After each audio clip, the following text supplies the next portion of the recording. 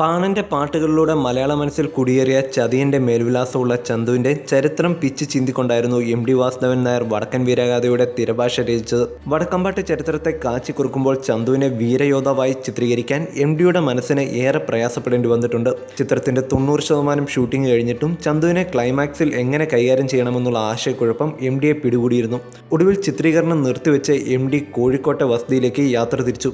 ആ മടക്കയാത്രയിലാണ് ഒറ്റപ്പെടലിന്റെയും നിരാശയുടെയും ദുഃഖത്തിന്റെയും നഷ്ടങ്ങളിലെയും വേദനകൾ കൊഴിച്ചുകൊണ്ട് ചന്തു MDയുടെ മനസ്സിലേക്ക് വീണ്ടും കയറുന്നത്. അപ്പോൾ തന്നെ MD തീർച്ചപ്പെടുത്തി, താൻ തന്നെ തൻ്റെ ശത്രുവെന്ന് ചന്തു കണ്ടെത്തുന്നു. മലയാള സിനിമയുടെ വീരചരിതമായ വടക്കൻ വീരഗാഥയുടെ ക്ലൈമാക്സിന്റെ ആവിർഭാവം ഇങ്ങനെയായിരുന്നു. You're watching me on metromatney.com. metromatney.com. Subscribe for more videos. Subscribe for more videos. Subscribe here for more videos. Subscribe now. Thank you.